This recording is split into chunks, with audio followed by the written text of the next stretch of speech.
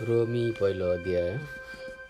म पावल येशू ख्रिस्टको दास प्रेरित हुनलाई बोलाइएको र परमेश्वरको त्यस सुसमाचारको निम्ति अलग गरिएको हुँ, जुन सुसमाचार उहाँले अघिबाटै आफ्ना अगमवक्ताद्वारा पवित्र आत्मा धर्मशास्त्रमा प्रतिज्ञा गर्नुभएको थियो।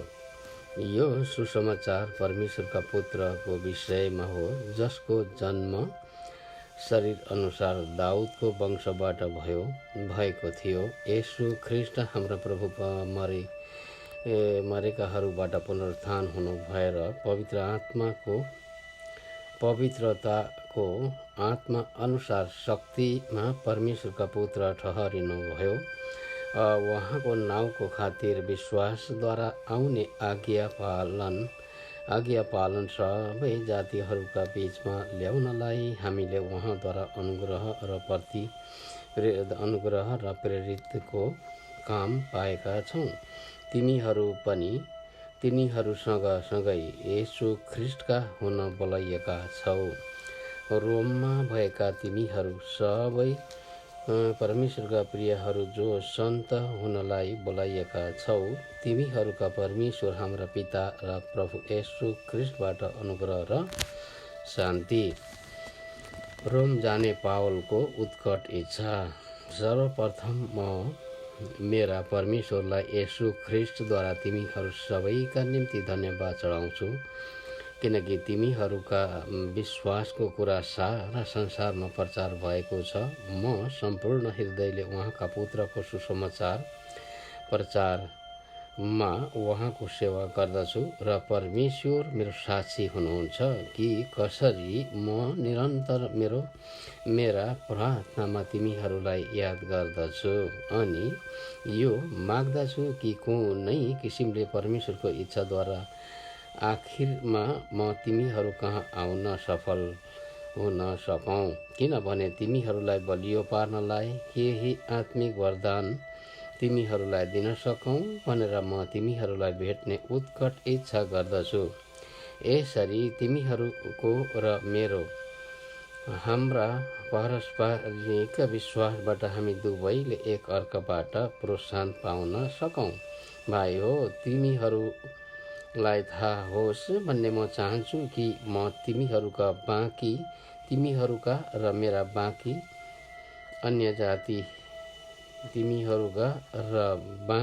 अन्य जातिहरूका बीचमा पनि केही फल बटुल्न सकौँ भनेर तिमीहरू कहाँ आउने धेरैपल्ट इच्छा गरे, तर परमेश्वरद्वारा अहिलेसम्म रोकिएको छु।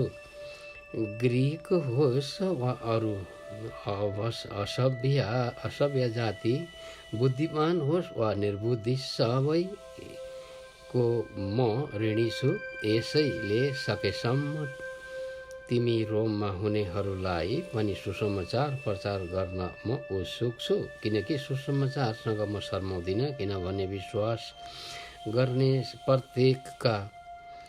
प्रत्येक मुक्तिको निम्ति यो परमेश्वरको शक्ति हो, पहिले यहुदीहरूका निम्ति र अन्य जातिहरूका निम्ति पनि, किनकि सुसमाचारमा परमेश्वरबाट आउने धार्मिकता प्रकट भएको छ।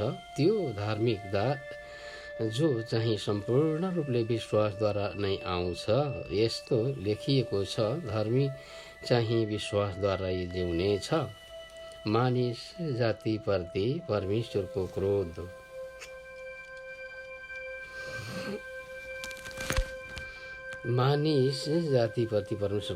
परमेश्वरको क्रोध ती मानिसहरूका सारा भक्तिहीनता र दुष्टताको विरुद्ध स्वर्गबाट प्रकट भएको छ, जसले सत्यलाई तिनीहरूका अधर्मले दबाइराखेका छन्। परमेश्वरको विषयमा जान्न सकिने कुरा तिमीहरूमा प्रष्टै छ, किनकि परमेश्वरले तिमीहरूलाई त्यो कुरा देखाउनु भएको छ। उहाँको अदृश्य गुण अर्थात् उहाँको अनन्त शक्ति र ऐश्वर्य स्वभाव संसारको सृष्टिदेखि नै बनाइएका थोकहरूमा छर्लङ्गै देखिएको छ। यसैले यिनीहरूलाई कुनै किसिमको बहाना छैन, किनकि परमेश्वरलाई चिनेर पनि तिनीहरूले परमेश्वरलाई दिनुपर्ने महिमा दिएनन्, न त धन्यवाद नै चढाए। तर तिनीहरू आफ्ना विचारमा बेकम्म भए र तिनीहरूको मूर्ख मन अझ अँध्यारो भयो। बुद्धिमान छु भन्ने दाबी गरे तापनि तिनीहरू मूर्खै भए र तिनीहरूले विनाशी मानिस, चराचुरुङ्गी, चारखुट्टे जनावर र घस्रने जीवहरूका मूर्तिहरूको रूपमा अविनाशी परमेश्वरको महिमा साटफेट गरे। यसकारण परमेश्वरले तिनीहरूलाई तिनीहरूका हृदयका काम वासनाको अशुद्धतामा छोडिदिनु भयो कि तिनीहरूले आपसमा आफ्ना शरीरको अनादर गरून्, किनकि तिनीहरूले परमेश्वरको सत्यतालाई झुटसँग साटेर सदा सर्वदा परमधन्य सृष्टिकर्तालाई त्यागेर बरु सृष्टि गरिएका थोकहरूको पूजा र सेवा गरे। यसै कारण परमेश्वरले तिनीहरूलाई लाजमर्दो कामुकताको निम्ति छोडिदिनु भयो। तिनीहरूका स्त्रीहरूले आफ्ना स्वाभाविक व्यवहारलाई अस्वाभाविक व्यवहारमा परिवर्तन गरे र त्यसरी नै स्त्रीतर्फको स्वाभाविक व्यवहार त्यागेर एक दोस्रातर्फ कामुकताको जलनमा पुरुषहरूले पुरुषसितै निर्लज्ज काम गरे र आफ्नै शरीरमा आफ्ना कसुरको उचित दण्ड भोगे।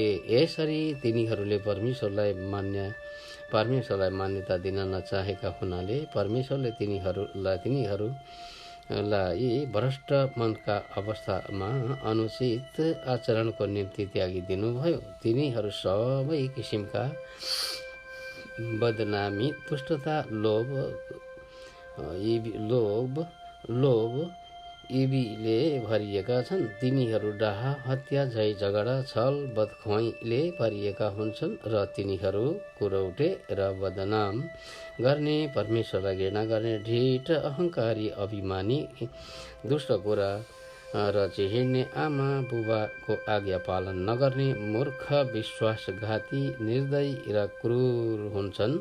यस्ता काम गर्नेहरू मृत्युको योग्य हुन्छन् भन्ने परमेश्वरको धार्मिकता विधान जान्दै पनि तिनीहरू यी काम गर्ने मात्र होइनन्, तर यस्ता गर्नेहरूसँग पूर्ण सहमत पनि हुन्छन्। आमेन।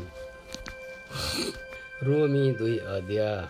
परमेश्वरको धार्मिक इन्साफ। यसकारण अर्कालाई दोष लाउने मानिस, तिमी जो सुकै भए तापनि केही बहाना छैन, किनकि जेमा तिमी अर्कालाई दोष लगाउँछौ त्यसैमा आफै पनि दोषी रहनेछौ, किनभने तिमी दोष लाउनेले पनि त्यही काम गर्छौ। यस्ता काम गर्नेहरूमाथि परमेश्वरको इन्साफ ठिकसँग पर्छ भनेर हामी जान्दछौँ। मानिस, तिमीले यस्ता काम गर्नेहरूलाई दोष लाउँछौ र आफै पनि त्यही काम गर्छौ भने के परमेश्वरको इन्साफबाट उम्कन्छु भन्ने तिमी ठान्छौ, अथवा परमेश्वरको कृपाले तिमीलाई पश्चातापमा डोर्याउँछ भन्ने थाहा नपाएर के तिमी उहाँको दया, सहनशीलता र धैर्यको प्रशस्ततालाई तुच्छ ठान्छौ? तर परमेश्वरको धार्मिक इन्साफ प्रकट हुने त्यस क्रोधका दिनको लागि आफ्नो कठोर र अपश्चातापी हृदयले गर्दा तिमीले आफ्नो निम्ति क्रोध थुपारिरहेछौ, किनकि उहाँले हरेक मानिसलाई उसको काम अनुसार दिनुहुनेछ। धैर्यसँग असल काम गरेर महिमा, इज्जत र अमरत्व खोज्नेहरूलाई चाहिँ उहाँले अनन्त जीवन दिनुहुनेछ। तर झगडालु सत्यको पालन नगर्ने र दुष्ट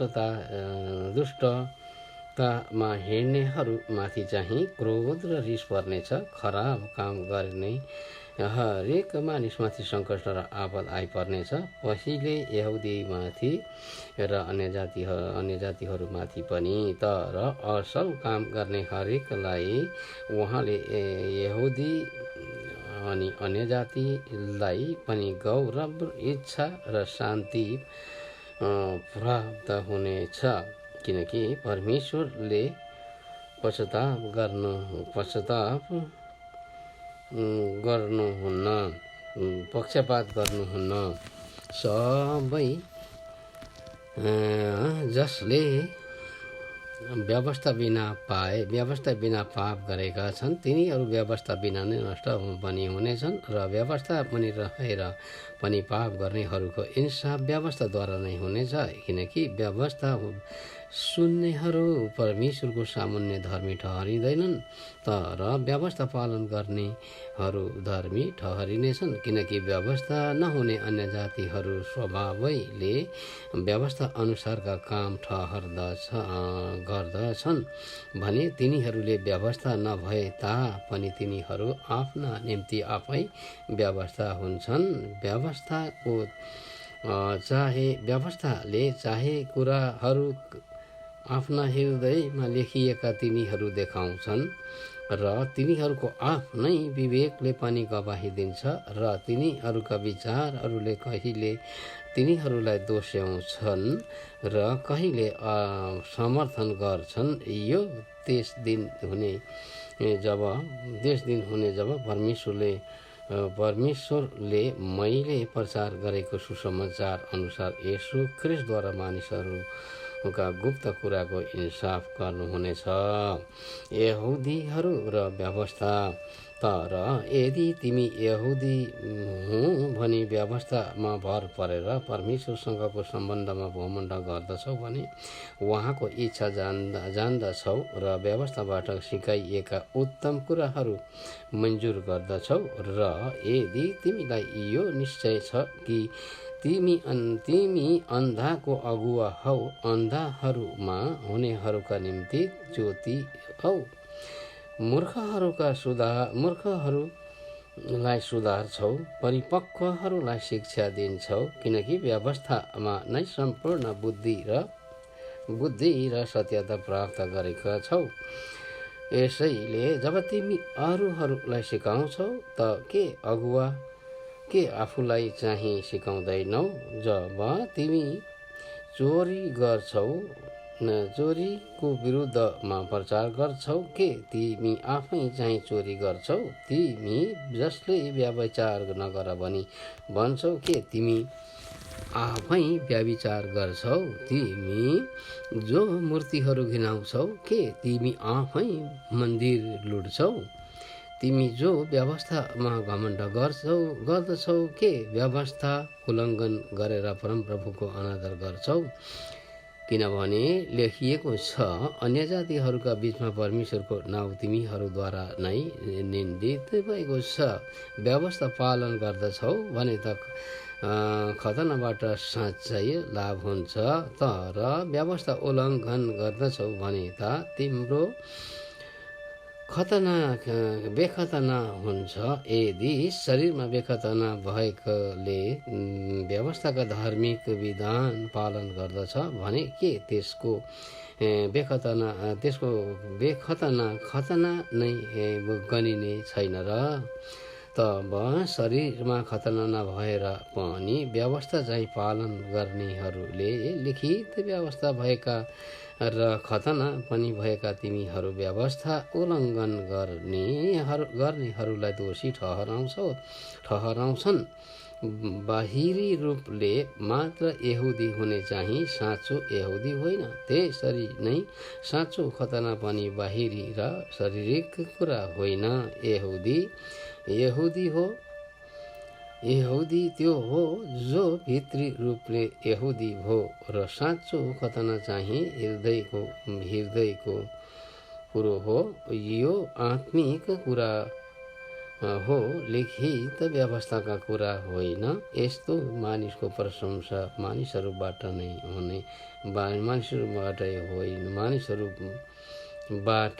होइन तर परमेश्वरबाट हुन्छ। आमेन। रोमी 3 अध्याय परमेश्वरको विश्वासयोग्यता। अब यहुदीलाई के फाइदा छ त, अथवा खतनाको के मोल?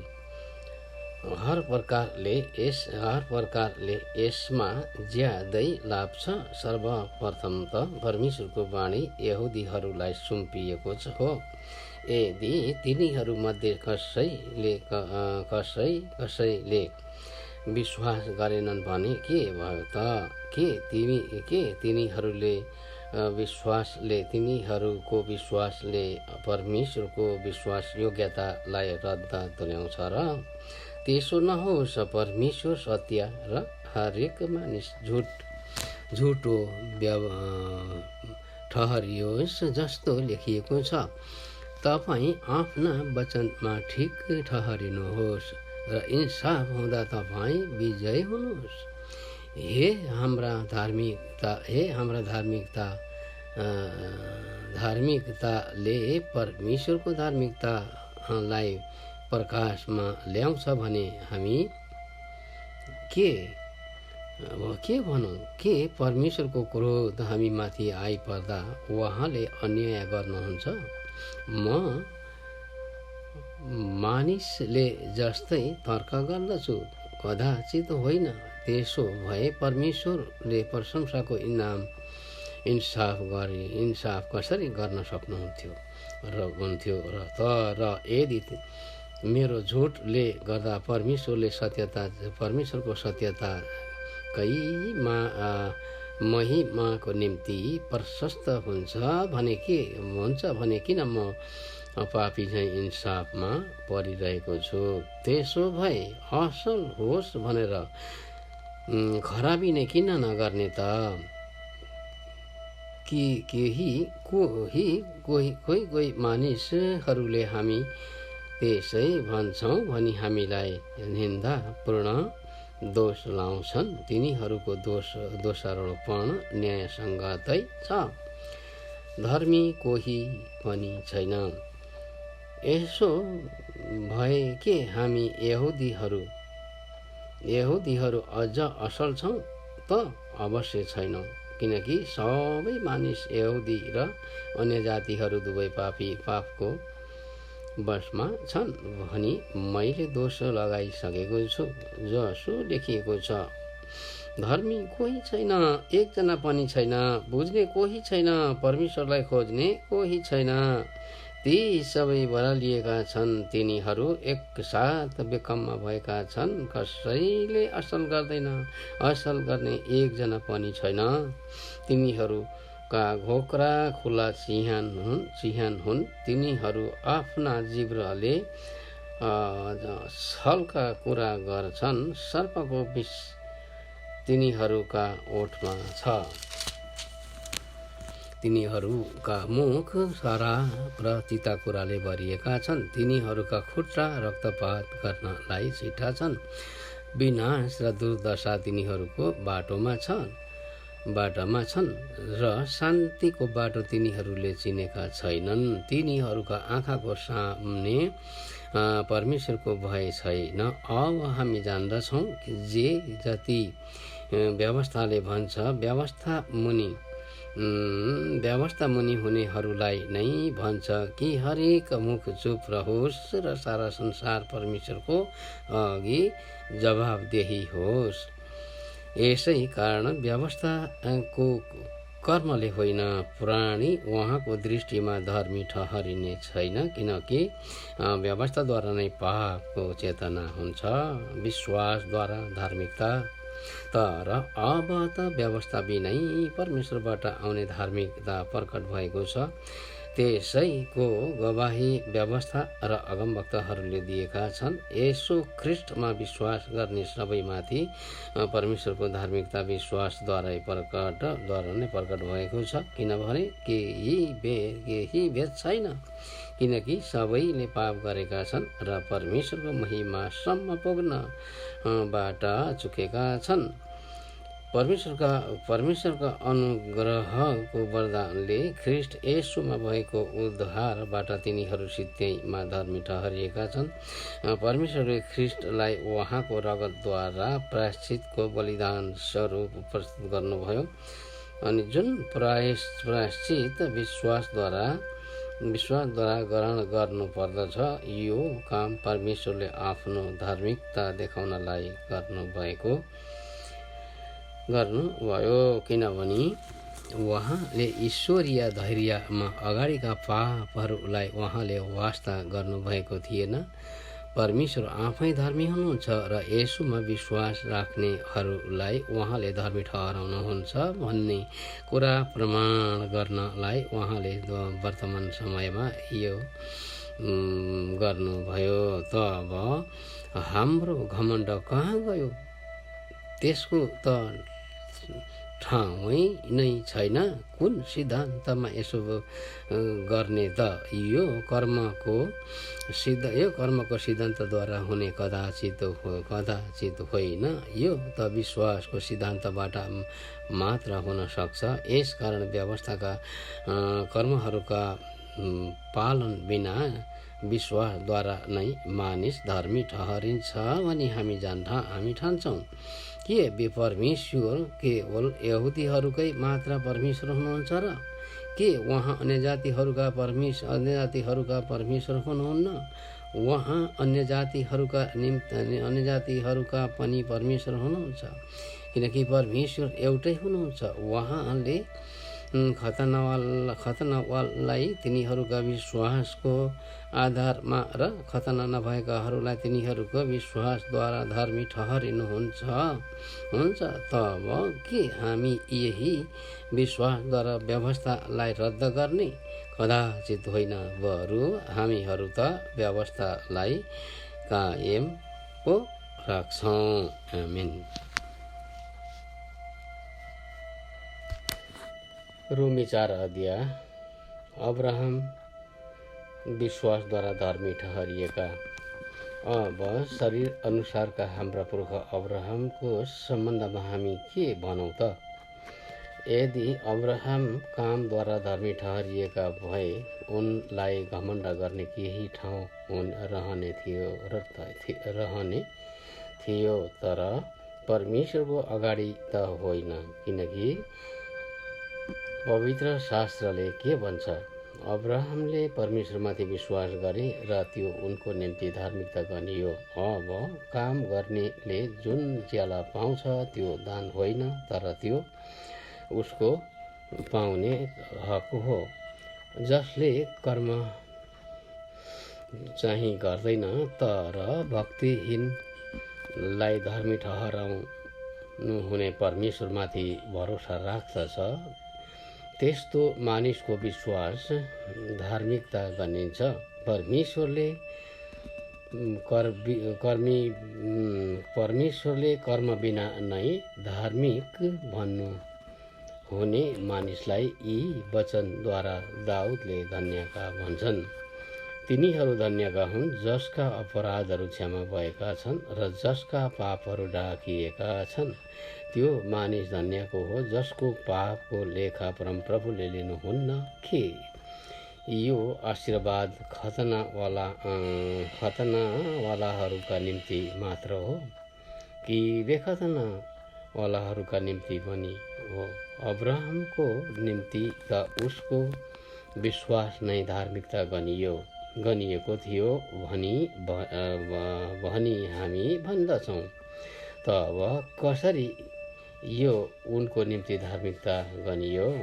उनको खतना हुनभन्दा अघि वा पछि? उनको खतना भइसकेपछि होइन, तर अघि खतना नहुँदै विश्वासद्वारा पाउने धार्मिकताको चिन्ह वा छाप स्वरूप उनले खतना पाएका थिए।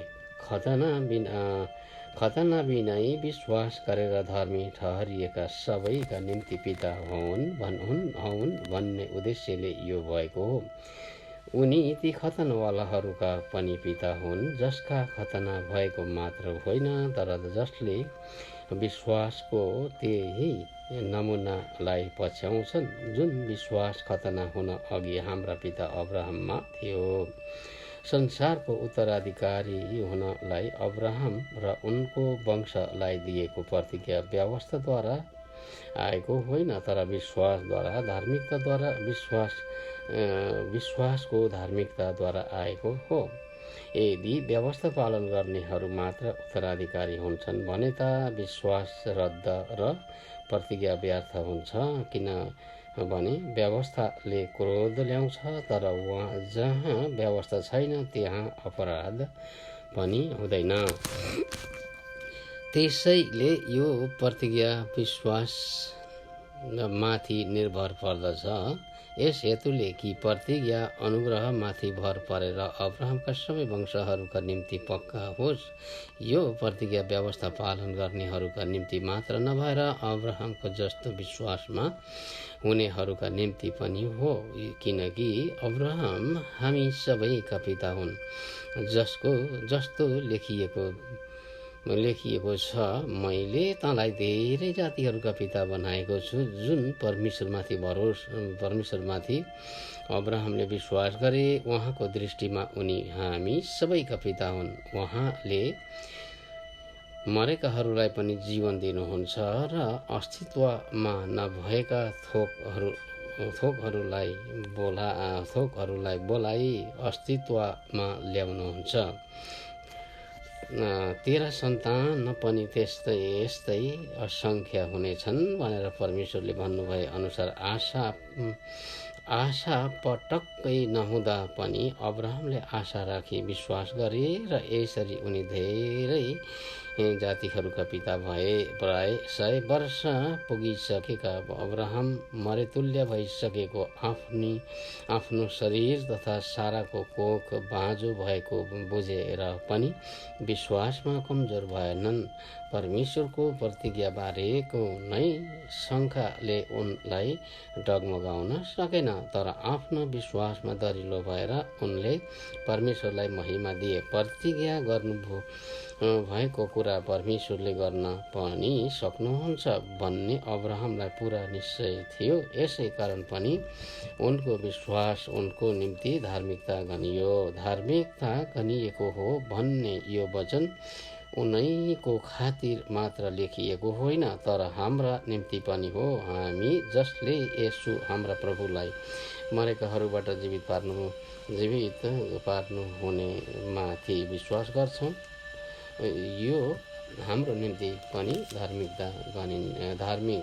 हाम्रो निम्ति पनि गनिनेछ। उहाँ हाम्रा अपराधहरूका निम्ति मारिनुभयो र हामीलाई धर्मी तुल्याउनलाई जीवित पारिनुभयो। आमेन। रोमी 5 अध्याय। शान्ति र आनन्द।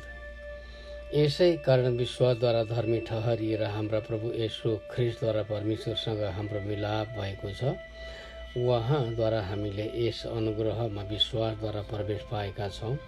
यस अनुग्रहमा हामी खडा छौँ र परमेश्वरका महिमाको सहभागी हुने हाम्रा आशामा हामी रमाउँछौँ।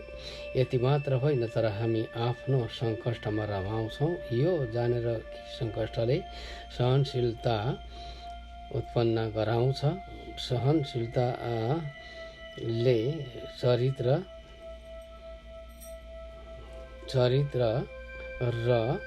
चरित्रले आशा उत्पन्न गराउँछ। आशाले हामीलाई निराशा गराउँदैन, किनकि हामीलाई दिएका पवित्र आत्माद्वारा परमेश्वरको प्रेम हाम्रो हृदयमा खन्याइएको छ। किनकि हामी दुर्बल हुँदा नै ख्रिस्ट अधर्मीहरूका निम्ति ठिक समयमा मर्नुभयो। धार्मिक मानिसको निम्ति मर्न तयार हुने कोही विरलै पाइएला, कतै असल मानिसको निम्ति कसैले मर्ने आँट गरी पनि हल्ला। तर परमेश्वरले हाम्रा निम्ति उहाँको प्रेम यसै कारण देखाउनुहुन्छ कि हामी पापी छँदै ख्रिस्ट हाम्रा निम्ति मर्नुभयो। यस कारण उहाँको रगतद्वारा हामी धर्मी ठहरिएका हुनाले झन् बढी हामी परमेश्वरको क्रोधबाट उहाँद्वारा बचाइनेछौँ, किनकि हामी शत्रु छँदै उहाँका पुत्रको मृत्युद्वारा परमेश्वरसँग हाम्रो मिलाप भएको थियो भने झन् बढी अझ उहाँसँगै मिलाप भएका हुनाले ख्रिस्टको जीवनद्वारा हामी बचाइनेछौँ। यति मात्र होइन, तर हाम्रो प्रभु येशू ख्रिस्टद्वारा परमेश्वरमा हामी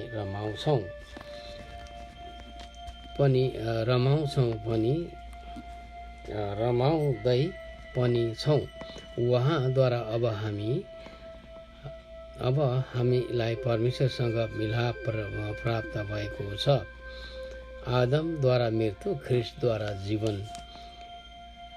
एकजना मानिसद्वारा संसारमा पाप आयो र पापबाट मृत्यु। यसरी नै मानिसले पाप गरेका हुनाले सबै मानिसमा मृत्यु फैलियो। व्यवस्था दिइन अघि पनि संसारमा पाप थियो, तर जहाँ व्यवस्था छैन त्यहाँ पापको लेखा पनि हुँदैन। आदमदेखि लिएर मोसासम्मका मानिसहरूमाथि मृत्युले राज्य गर्यो।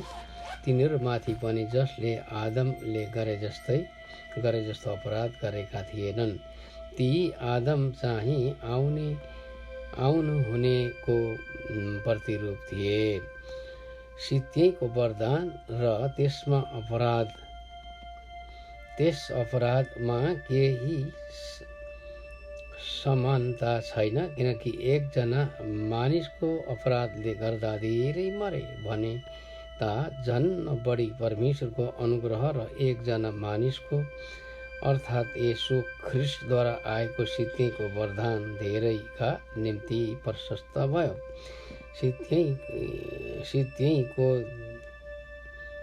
सित्तैको वरदान चाहिँ त्यस एकजना मानिसको पापको नतिजा जस्तै होइन, किनकि एउटा अपराधको इन्साफले दण्डको आज्ञा ल्यायो, तर धेरै अपराधका पनि पछि आउने सित्तैको वरदानले निर्दोषीकरण ल्याउँछ।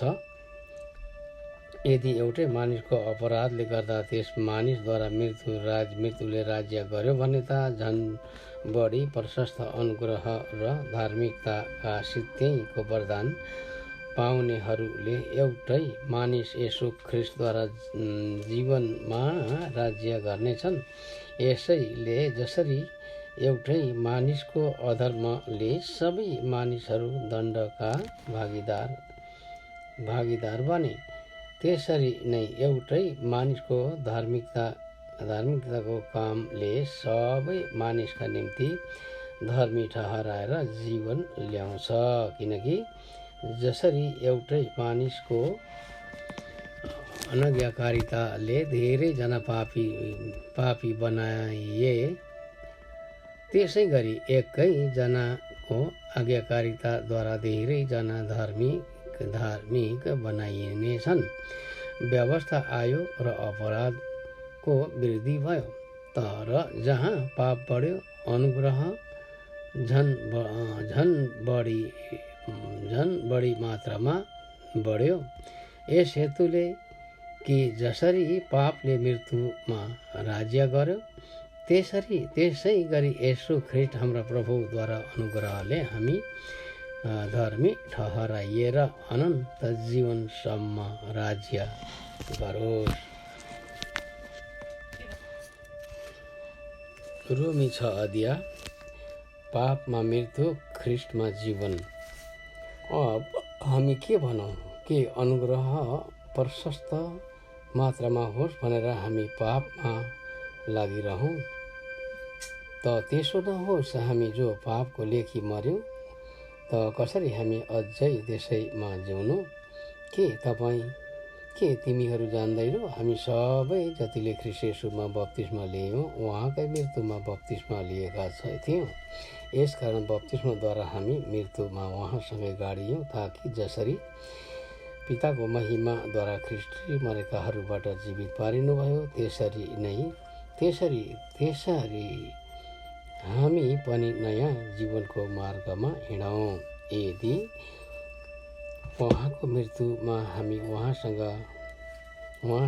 एउटै भएका छौँ भने उहाँको पुनरुत्थानमा पनि निश्चय नै हामी उहाँसँगै एक हुनेछौँ। हामी जान्दछौँ कि हाम्रो पुरानो मनुष्यत्व उहाँसँगै क्रुसमा टाँगियो ताकि हाम्रो पापमय शरीर नाश होस् र अब उसो हामी पापका कमरा नहौँ। किनभने जो मरेको छ त्यो पापबाट मृत्यु भएको छ। तर यदि हामी ख्रीष्टसँग मरेका छौँ भने त उहाँसँग जिउने पनि छौँ भन्ने विश्वास गर्दछौँ। हामी जान्दछौँ कि ख्रीष्ट मरेकाहरूबाट जीवित भएर फेरि मर्नुहुने छैन। अब उसो उहाँमाथि मृत्युको राज्य हुँदैन। जुन मृत्युमा उहाँ मर्नुभयो त्यो पापको लेखी सधैँको लागि एकैपल्ट मर्नुभयो। तर जुन जीवनमा उहाँ जिउनुहुन्छ त्यो परमेश्वरको निम्ति जिउनुहुन्छ। यसै गरी हामीहरूले पनि आफूलाई पापको लेखी मरेका तर ख्रीष्ट येशूमा परमेश्वरको लागि जीवित भएका ठान्नुपर्छ। यसकारण शरीरका अभिलाषा अनुसार चल्नु नपरोस् भनी तिमीहरूका मरणशील शरीरमा पापलाई राज्य गर्न नदेऊ। आफ्ना शरीरका अङ्गहरू दुष्टताका साधनको रूपमा पाप गर्नलाई समर्पण नगर। तर मृत्युबाट जीवनमा ल्याइएका मानिसहरू जस्तै आफैलाई परमेश्वर कहाँ दिइहाल र शरीरका अङ्गहरूलाई धार्मिकताका साधन जस्तै परमेश्वरसँग समर्पण गर। किनकि पापले तिमीहरूमाथि राज्य गर्ने छैन, किनकि तिमीहरू व्यवस्थाको अधीनमा छैनौ तर अनुग्रहको अधीनमा छौ। धार्मिकताका कमरा अब के हामी व्यवस्थाको अधीनमा छैनौँ तर अनुग्रहको अधीनमा छौँ भनेर पाप गर्ने त कदापि होइन। के तिमीहरू जान्दैनौ आज्ञाकारी कमराको रूपमा आफैलाई जस कहाँ समर्पण गर्छौ, जसको आज्ञा तिमी पालन गर्छौ त्यसको कमरा पनि हुन्छौ। कि त मृत्युतिर लाने पापको कमरा अथवा धार्मिकतातिर लाने आज्ञाकारिताको। तर परमेश्वरलाई धन्यवाद होस् कि तिमीहरू जो एकपल्ट पापका कमरा थियो अब जुन शिक्षाको नमुनामा तिमीहरू सुम्पिएका थियौ त्यो हृदयले पालन गर्ने भएका छौ। तिमीहरू पापबाट मुक्त गराइएर धार्मिकताका कमरा बनेका छौ। तिमीहरूमा रहेको मानवीय कमजोरीको कारणले म तिमीहरूले बुझ्न सकिने भाषामा बोलिरहेको छु। किनकि जसरी तिमीहरूले एकपल्ट आफ्ना अहङ्कारलाई अशुद्धता र झन बढी अपराधका निम्ति समर्पण गर्यो, अब त्यसै नै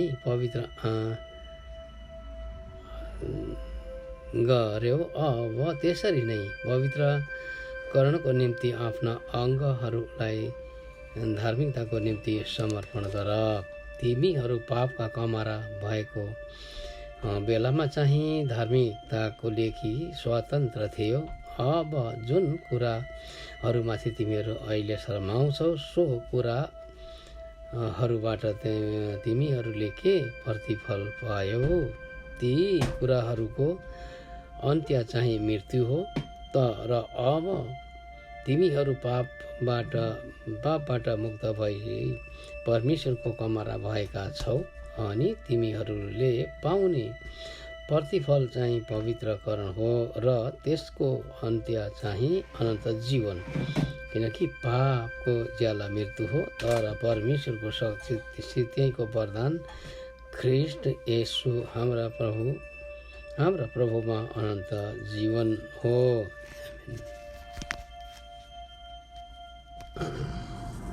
रोमी 7 अध्याय विवाहको एक उदाहरण।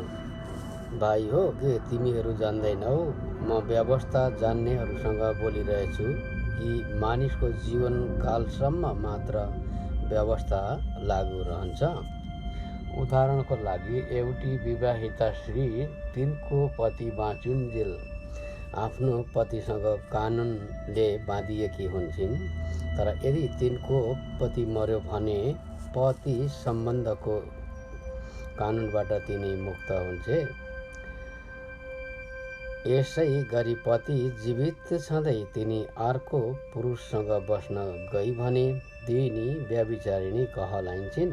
तर पति मर्यो भने तिनी त्यस कानुनबाट मुक्त हुन्छन् र अर्को पुरुषसँग विवाह गरी भने पनि तिनी व्यभिचारिणी हुँदिनन्। यसरी मेरा भाइ हो तिमीहरू प्रति ख्रिस्टको शरीरद्वारा व्यवस्थाको लेखी मरेका छौ ताकि तिमीहरू अर्को मानिस अर्थात् मृत्युबाट जीवित हुन भएको ख्रिस्टसँग एक हौ र हामी परमेश्वरको निम्ति फल फलाउँ। जब हामी पापमय स्वभावमा जीवन बिताइरहेका थियौँ तब मृत्युको फल फलाउनलाई व्यवस्थाले उत्तेजित गराइएका हाम्रा पापमय कुअभिलाषहरूले हाम्रा अङ्गहरूमा काम गर्दथे।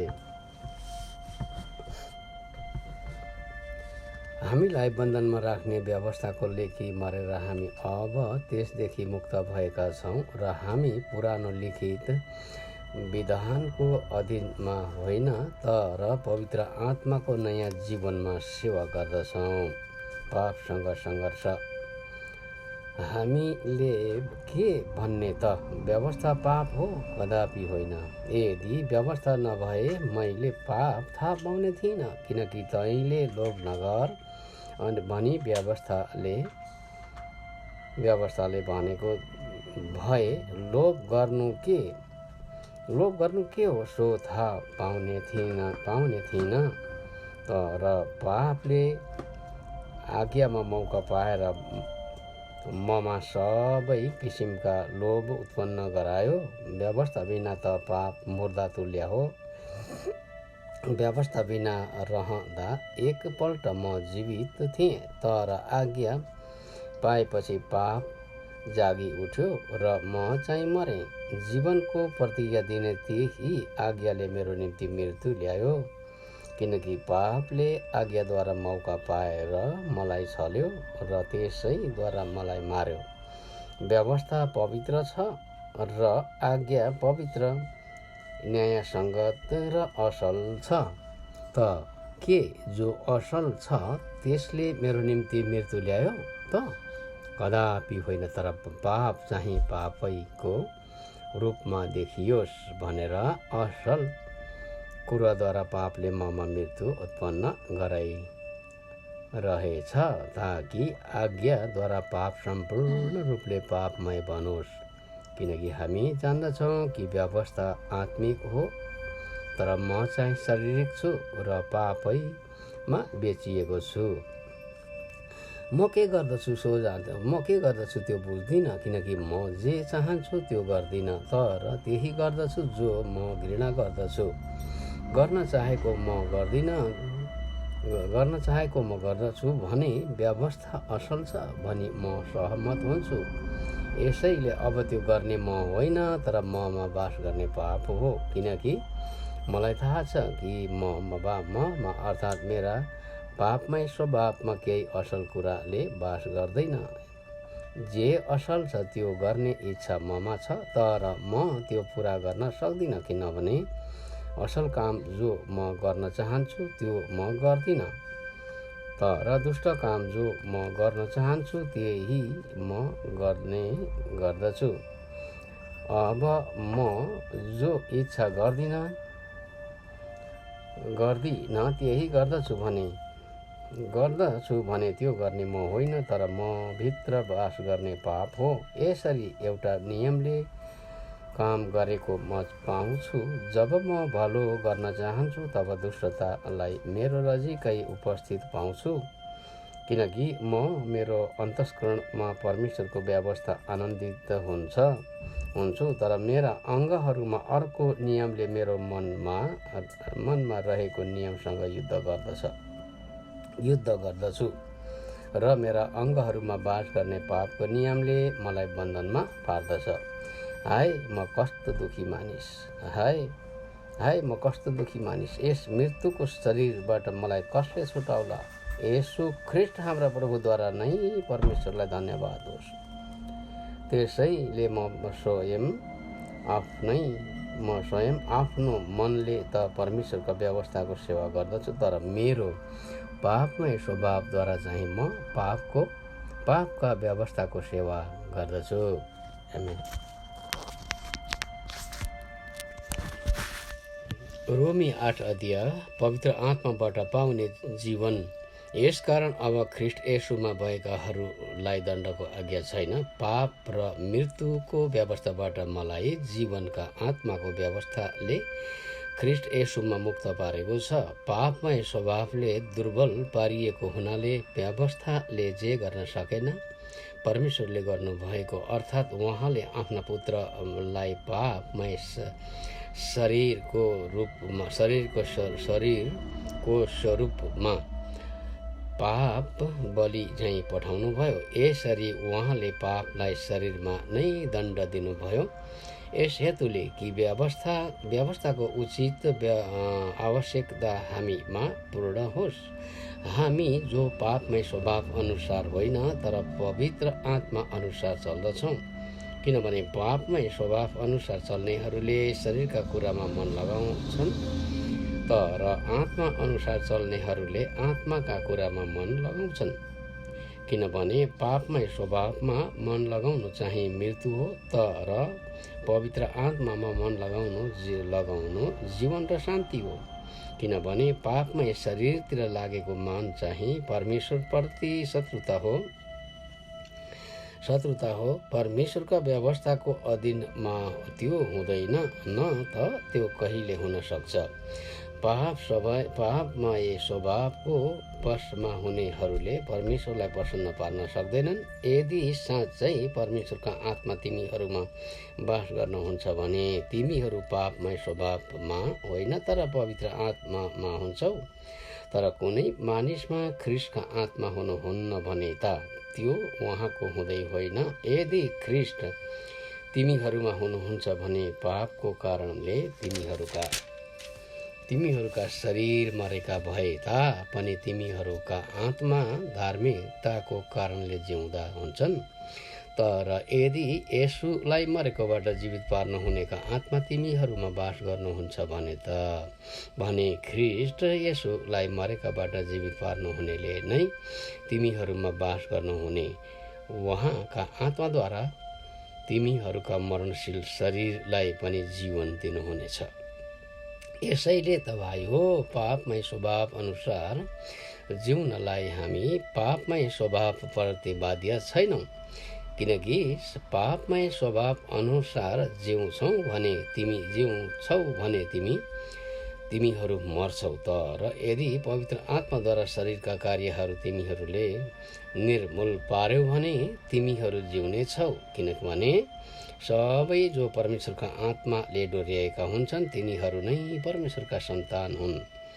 किनभने फेरि डरमा पर्नलाई दासत्वको आत्मा तिमीहरूले पाएका छैनौ, तर तिमीहरूले धर्मपुत्र हुने आत्मा पाएका छौ। यसैले जब हामी परमेश्वरलाई अब्बा पिता भनी पुकार्छौँ, त्यो चाहिँ हामी परमेश्वरका सन्तान हौँ भनी पवित्र आत्माले हाम्रो आत्मासँग गवाही दिनुभएको हो। र सन्तान हौँ भने ता उत्तराधिकारी पनि हौँ, परमेश्वरका उत्तराधिकारी र ख्रीष्टसँग साझे उत्तराधिकारी। उहाँसँग दुःख भोग्छौँ भने ता हामी उहाँसँगै महिमित पनि हुनेछौँ। भावी महिमा। म विचार गर्दछु कि हामीमा जुन महिमा प्रकट गरिने छ त्यससँग वर्तमान समयका कष्टहरू तुलना गर्न योग्य छैनन्। सृष्टि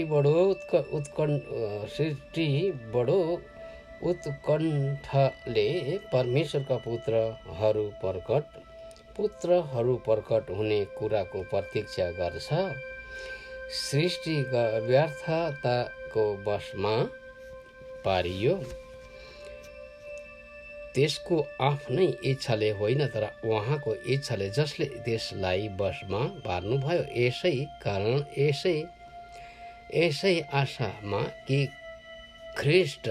यसै आशामा कि सृष्टि त्यसको आफ्नै विनाशको बन्धनबाट मुक्त गराइने छ र त्यसले पनि परमेश्वरका सन्तानको महिमित स्वतन्त्रता प्राप्त गर्नेछ।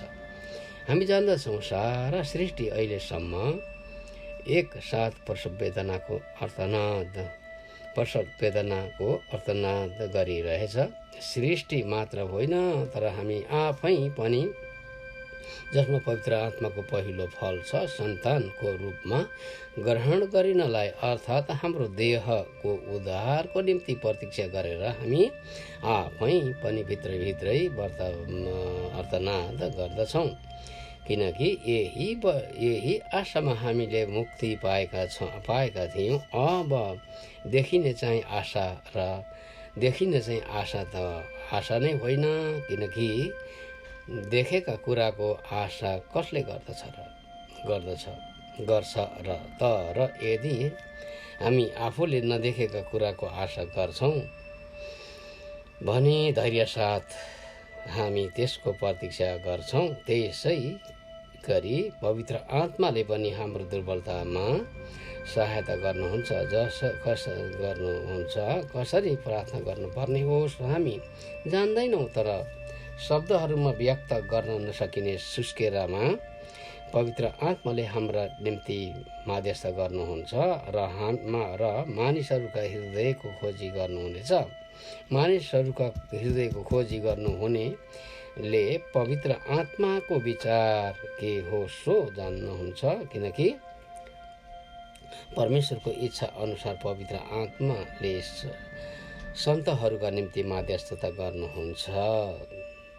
विजेताहरूभन्दा अझ बढी हामी जान्दछौँ उहाँलाई प्रेम गर्नेहरू र उहाँका अभिप्राय अनुसार बोलाइएकाहरूका निम्ति हरेक कुरामा परमेश्वरले भलाइ नै गर्नुहुन्छ। जसलाई उहाँले पहिलेबाटै चुन्नुभएको छ, उहाँले तिनीहरूलाई आफ्ना पुत्रको रूपमा बनाउनलाई धेरै भाइहरूमध्ये उहाँ चाहिँ ज्येष्ठ हुन् भनेर अघिबाटै नियुक्त गर्नुभयो। जसलाई उहाँले अघिबाटै नियुक्त गर्नुभयो तिनीहरूलाई उहाँले बोलाउनु पनि भयो, र जसलाई उहाँले बोलाउनु भयो तिनीहरूलाई उहाँले धर्मी पनि ठहराउनु भयो, र जसलाई धर्मी ठहराउनु भयो तिनीहरूलाई उहाँले महिमित पनि पार्नुभयो। हामीले यसमा के भन्ने त?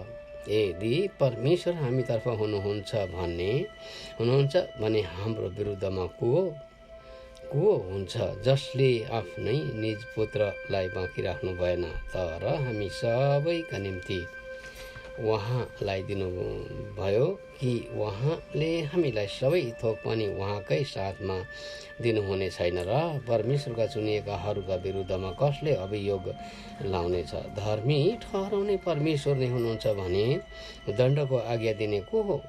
मर्ने त ख्रीष्ट येशू हुनुहुन्छ, जो मरेकाहरूबाट जीवित पारिनुभयो र परमेश्वरको दाहिने बाहुलीतर्फ हुनुहुन्छ र हाम्रा निम्ति मध्यस्थ पनि हुनुहुन्छ।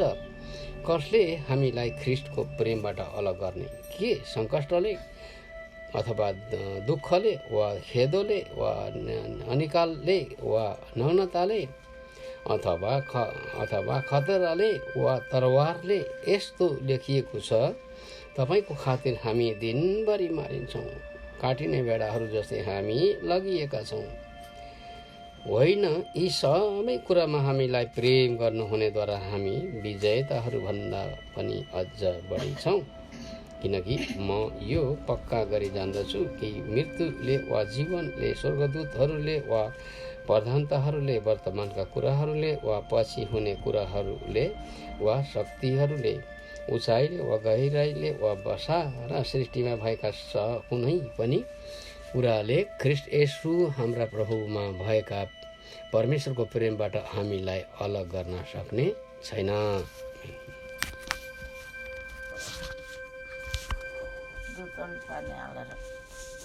रोमी 9 अध्याय। इस्राएलको निम्ति पापको अन्तर्वेदना।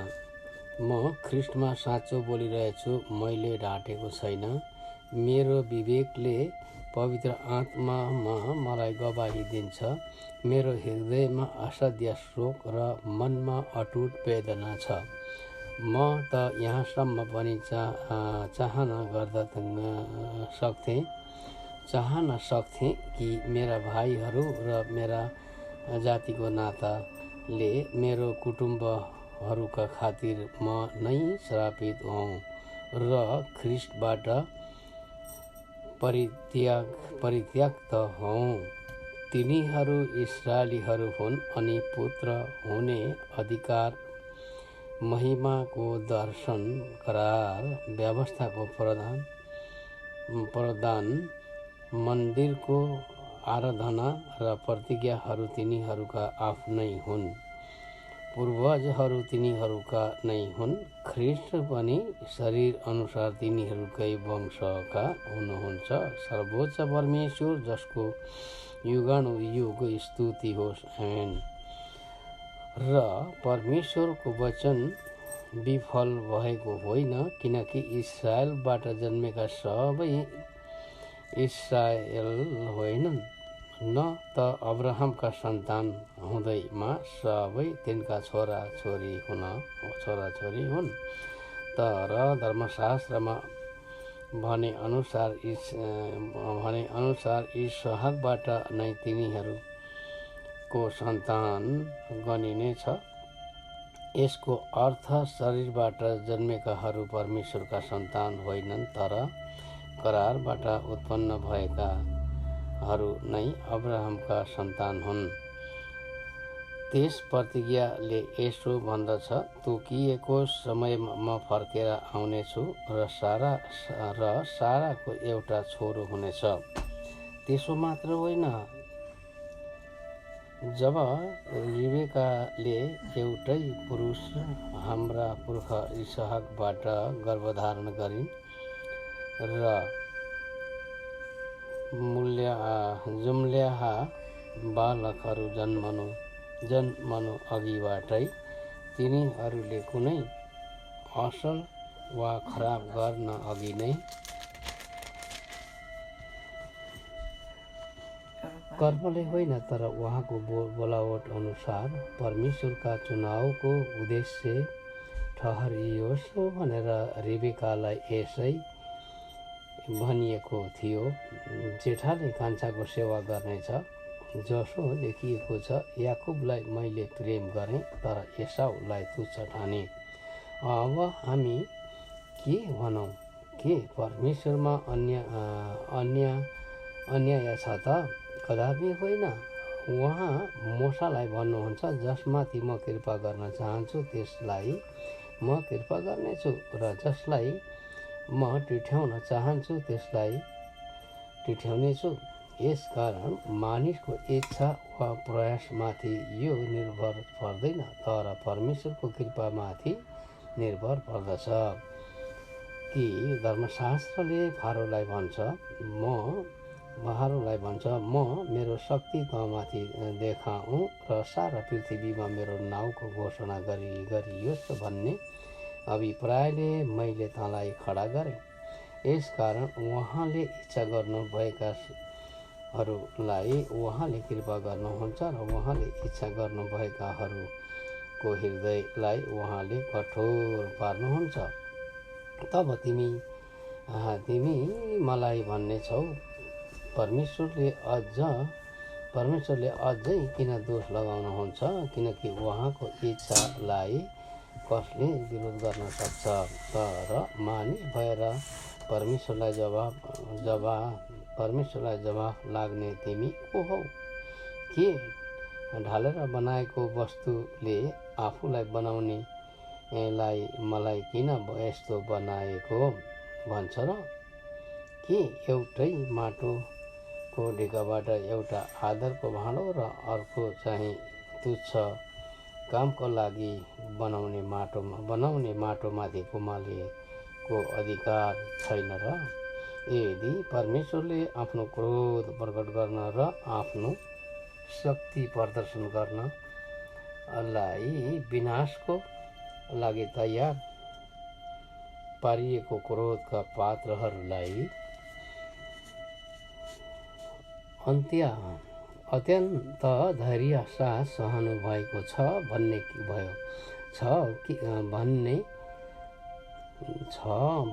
के भयो त?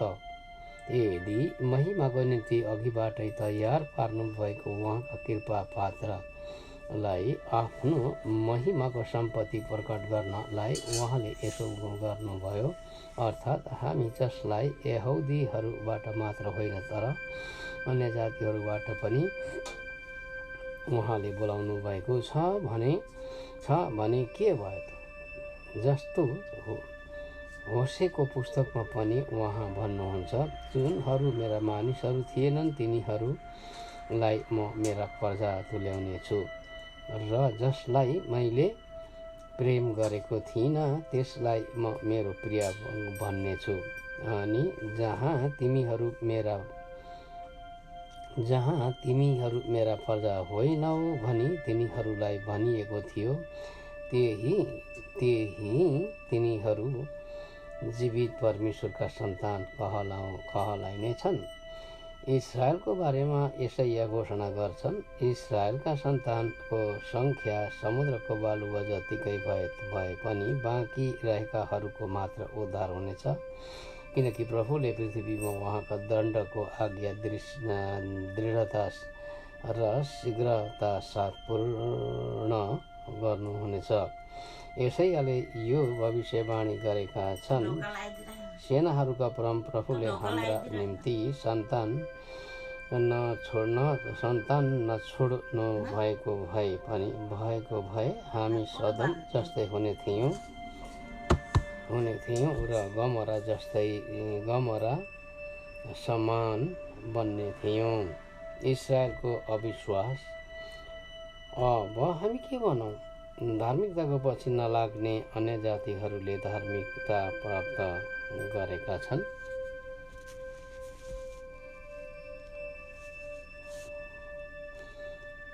अर्थात् विश्वासद्वारा पाइने धार्मिकता, तर व्यवस्थामाथि आधारित भएको धार्मिकताको पछि लाग्ने त्यस इस्राएलले त्यो व्यवस्था पूरा गर्न सकेन। किनकि धार्मिकता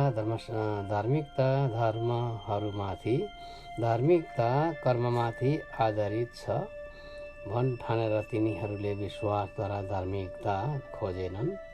तिनीहरू ठेस लाग्ने ढुङ्गामा ठक्कर खाएर लडेका छन्। यस्तो लेखिएको छ, हेर म सियोनमा एउटा ढुङ्गा राख्दछु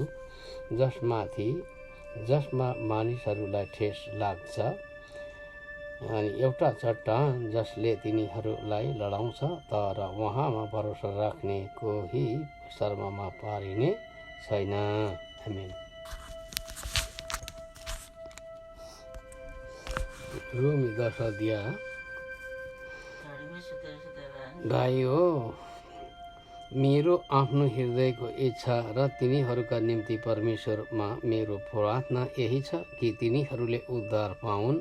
म यो गवाही दिन्छु कि परमेश्वरप्रति तिनीहरूको जोस त छ, तर जो जोस अज्ञान अनुसार छैन, किनभने परमेश्वरबाट आउने धार्मिकताको विषयमा नजानेर तिनीहरूको आफ्नै धार्मिकता स्थापित गर्न खोज्दा तिनीहरू परमेश्वरका धार्मिकताको अधीनमा रहेनन्।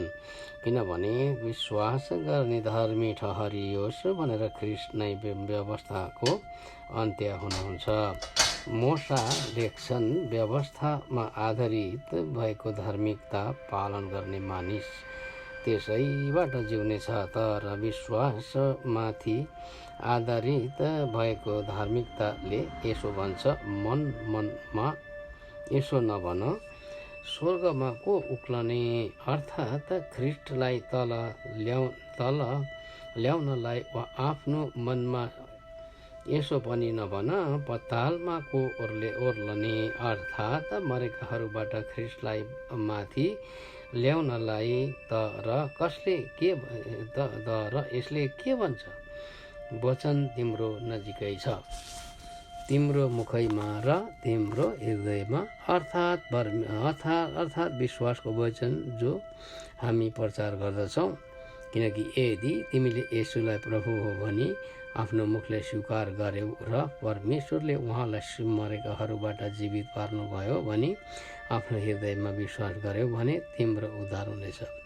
किनकि मानिसले आफ्नो हृदयले विश्वास गर्छ र ऊ निर्दोष ठहरिन्छ, अनि उसले आफ्नो मुखले स्वीकार गर्छ र उद्धार पाउँछ।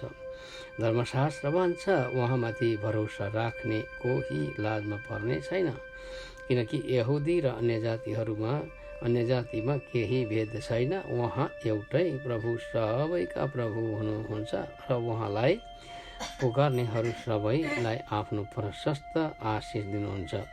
किनकि प्रभुको नाउँ पुकार्ने हरेकले उद्धार पाउनेछ, तर जसलाई विश्वास गरेकै छैनन् उहाँलाई मानिसहरूले कसरी पुकार्ने? जसको विषयमा सुनेकै छैनन् उहाँमाथि तिनीहरूले कसरी विश्वास गर्ने र प्रचार बिना तिनीहरूले कसरी सुन्ने? कसैले नपठाइकन मानिसहरूले कसरी प्रचार गर्ने? जस्तो लेखिएको छ, सुसमाचार प्रचार गर्नेहरूका पाउ कति सुन्दर, तर तिनीहरू सबैले सुसमाचार पालन गरेका छैनन्। किनकि यशाया भन्छन्, हे प्रभु, हामीबाट सुनेको कुरा कसले विश्वास गरेको छ? जे सुनिएको छ त्यसैबाट विश्वास आउँछ, र जे सुनिन्छ त्यो ख्रीष्टको प्रचारबाट आउँछ। तर म सोध्दछु, के तिनीहरूले सुनेका छैनन्? निश्चय नै तिनीहरूले सुनेका छन्, किनकि तिनीहरूको आवाज सारा पृथ्वीभरि पुगेको छ र तिनीहरूका वचन संसारको पल्लो छेउसम्म पुगेको छ।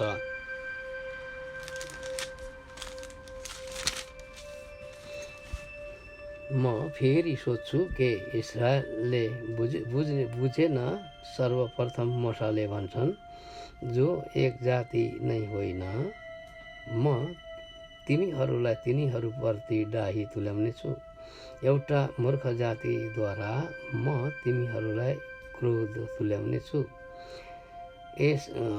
तब यशायाले साहसपूर्वक भन्दछन्, मलाई नखोज्नेहरूले मलाई भेटाएका छन्, जसले मेरो खोजी गरेनन्। तिनीहरूका माझमा मैले आफैलाई प्रकट गरेको छु। तर इस्राएलको विषयमा तिनीहरू भन्छन्, दिनभरि नै टेरी र विरोधी मानिसहरूप्रति मैले मेरो हात पसारेको छु। आमेन।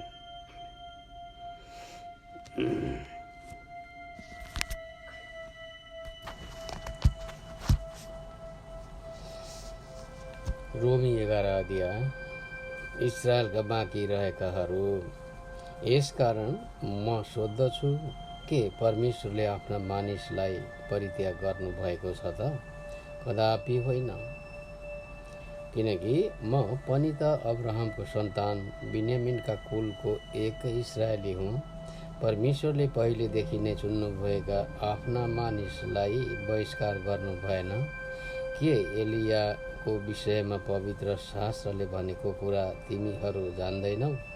उनले इस्राएलको विरुद्धमा परमेश्वरसँग कसरी बिन्ती गर्दछन्, हे प्रभु, तिनीहरूले तपाईँका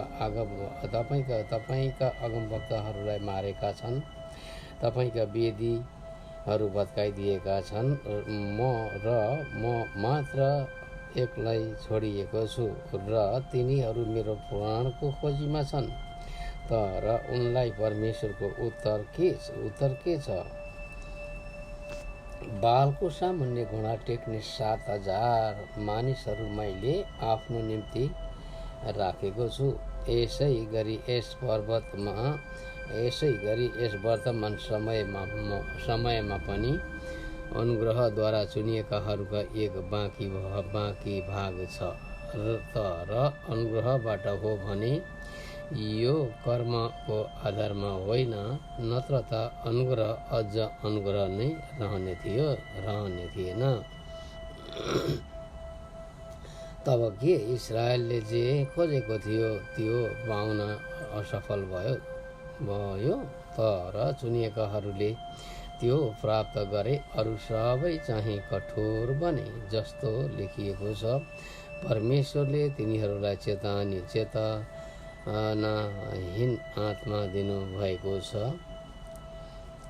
यस्ता आँखा दिनुभएको छ जसले नदेखुन्, र यस्ता कान जसले नसुनुन्, र आजको दिनसम्म पनि तिनीहरू यस्तै छन्। दाउद भन्छन्, तिनीहरूको भोज पासो र धरा बनोस्, एउटा भड्खालो र तिनीहरूलाई बदला दिने कुरो होस्। तिनीहरूका आँखा नदेख्नलाई धमिला हौन् र तिनीहरूका ढाड सधैँ कुप्रा भइरहन्। कलमी बाँधिएको हाँगा। यसकारण म सोध्दछु, के लोट्नलाई तिनीहरूले ठक्कर खाएका हुन्? कदापि होइन।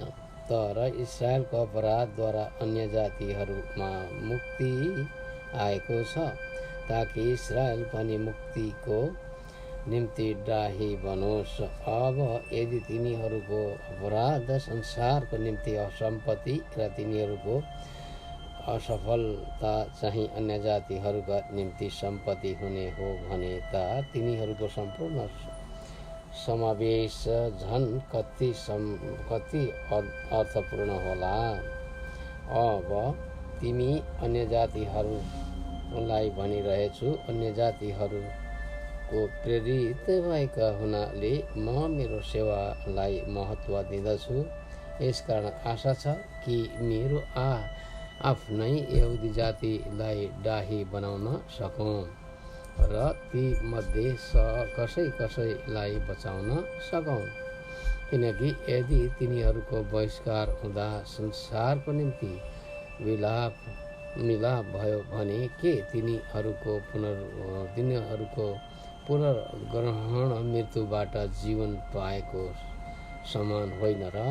यदि मुछेको पिठोको एक अंश प्रथम भेटीको रूपमा अर्पण गरिएको छ भने समस्त ढिका पवित्र हुन्छ। यदि जरा पवित्र छ भने हाँगाहरू पनि पवित्र हुन्छन्। तर कुनै हाँगाहरू काटिएर असल जैतुनको जराको रस भण्डारमा सहभागी हुनलाई तिमी एक जङ्गली जैतुन भएर पनि तिनीहरूको ठाउँमा कलमी बाँधियो भने ती हाँगाहरूका सामु घमण्ड नगर। यदि घमण्ड नै गर्नु हो भने यो याद राख कि जरालाई थाम्ने तिमी होइनौ, तर जराले पो तिमीलाई थाम्छ। तिमी भन्छौ म कलमी बाँधिन सकौँ भनेर नै हाँगाहरू काटिएका थिए। ठिकै हो, तिनीहरूको अविश्वासले गर्दा नै हाँगाहरू काटिएका हुन्। तिमीहरू चाहिँ तिम्रो विश्वासले मात्र खडा छौ। घमण्ड नगर, तर श्रद्धा पूर्ण भए राख। किनभने यदि परमेश्वरले स्वाभाविक हाँगाहरूलाई बाँकी राख्नु भएन भने त तिमीलाई पनि बाँकी राख्नुहुने छैन। यसकारण परमेश्वरको दया र कठोरतालाई ध्यानमा राख। पतन भएकाहरूमाथि कडा व्यवहार गर। उहाँकै दयामुनि रहिरह्यौ भने तिमीलाई परमेश्वरको दया देखाइनेछ, नत्र त तिमी पनि घाटिनेछौ। तिनीहरू पनि अविश्वासमा ढिठ भएर बसेनन् भने त कलमी बाँधिनेछन्, किनभने परमेश्वरले तिनीहरूलाई फेरि पनि कलमी बाँध्न सक्नुहुन्छ। किनभने यदि तिमी प्राकृतिक जङ्गली जैतुन भएर पनि काटियो र प्रकृतिको विरुद्धमा एउटा असल जैतुनको बोटमा कलमी बाँधियो भने त यी प्राकृतिक हाँगाहरू आफ्नै निज जैतुनकै रूपमा झन् कति बढी कलमी बाँधिएलान्। समस्त इस्राएलको उद्धार भाइ हो। आफ्नै अभिमानमा तिमीहरू बुद्धिमान हुन खोज्छौ कि भनेर तिमीहरू यो रहस्य बुझ भन्ने म चाहन्छु कि अन्य जातिहरूको सङ्ख्या पूर्ण नभएसम्म इस्राएलीहरूको एक अंशमा कठोरता आएको छ। यसरी सारा इस्राएलको उद्धार हुनेछ, जस्तो लेखिएको छ। उद्धारक सियोनबाट आउनुहुनेछ, उहाँले याकुबबाट अधर्म हटाउनुहुनेछ अनि तिनीहरूसँग मेरो करार यही हुनेछ। जब म तिनीहरूका पाप हरण गर्नेछु, सुसमाचारको हिसाबले त तिमीहरूका खातिर परमेश्वरका शत्रुहरू हुन्, तर चुनावको हिसाबले चाहिँ पूर्वजहरूका खातिर तिनीहरू प्रियहरू हुन्। किनभने परमेश्वरका वरदान र बलवट अटल छन्। किनकि जसरी तिमीहरू पनि एकपल्ट परमेश्वरको आज्ञा पालन नगर्नेहरू थियो, तर अब तिनीहरूको अनज्ञाकारिताले गर्दा तिमीहरूले कृपा पाएका छौ। तिमीहरूलाई कृपा देखाइएकोले गर्दा तिनीहरूले पनि कृपा प्राप्त गरून् भनी तिनीहरू अहिले अनज्ञाकारी भएका छन्। किनभने परमेश्वरले कृपा सबै मानिसहरूमाथि होस् भनेर उहाँले सबैलाई अनज्ञाकारितामा नै सुम्पिदिनु भएको छ। प्रशंसा गान। आहा, परमेश्वरको वैभव र बुद्धि र ज्ञान कति गहिरो, उहाँको इन्साफहरू कति अगम र उहाँका मार्ग बुझ्न नसकिने। किनभने प्रभुको मनलाई कसले जानेको छ, अथवा उहाँको सल्लाहकार को भएको छ, अथवा कसले उहाँलाई कुनै उपहार दिएको छ र परमेश्वरले उसलाई फिर्ता दिनु परोस्। किनकि सबै थोक उहाँबाट, उहाँद्वारा र उहाँकै निम्ति हुन्। उहाँलाई नै सदा सर्वदा महिमा होस्। आमेन।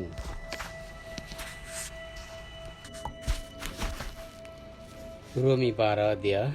जिउँदो बलि। यसकारण भाइ हो, परमेश्वरको कृपालाई ध्यानमा राखी म तिमीहरूलाई अनुरोध गर्दछु कि तिमीहरूको आत्मिक उपासनाको रूपमा आफ्ना शरीरलाई पवित्र र परमेश्वरलाई ग्रहणयोग्य हुने जिउँदो बलिको रूपमा अर्पण गर। यस संसारको ढाँचामा नचल, तर आफ्नो मनमा नयाँ भई पूर्ण रूपले परिवर्तित हो र परमेश्वरको असल, ग्रहणयोग्य र सिद्ध इच्छा के हो त्यो तिमीहरूले जाँच्न सक।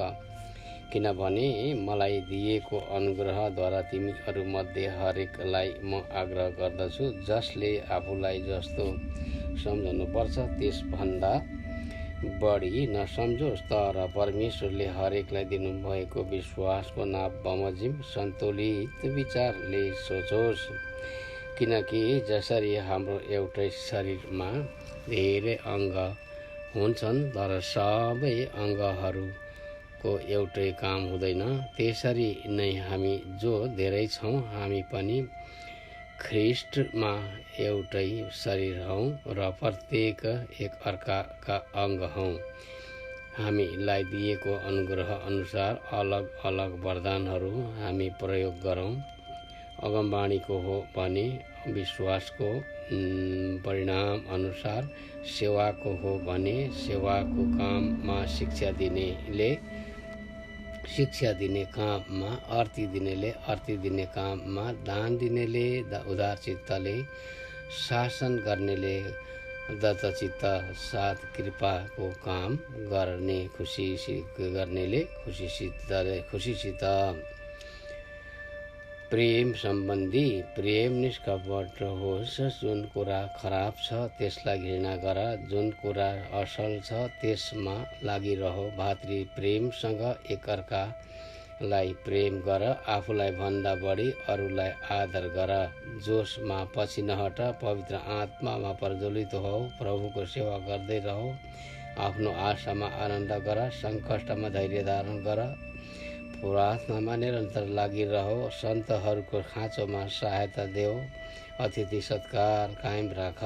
तिमीहरूको खेदो गर्नेहरूलाई आशीर्वाद देऊ, नसराप। आनन्द गर्नेहरूसँग आनन्द गर, रुनेहरूसँग रो। एक अर्कासँग मिलेर बस, अभिमानी नहौ तर नम्रहरूसँग सङ्गत गर।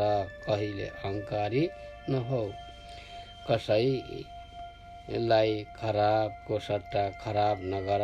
जुन कुरा सबै मानिसहरूका दृष्टिमा आदरणीय छ त्यसमा ध्यान देऊ।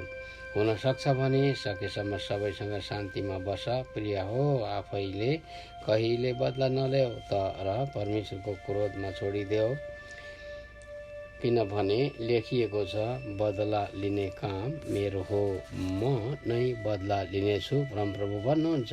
बरु तिम्रा शत्रु भोकाएको छ भने त्यसलाई खुवाऊ, त्यो तिर्खाएको छ भने त्यसलाई पानी देऊ। त्यसो गर्नाले तिमीले त्यसको टाउकोमा आगोको भुङ्ग्रो थुपार्नेछौ। खराबीबाट पराजित नहौ, तर खराबीलाई भलाइले जित। आमेन।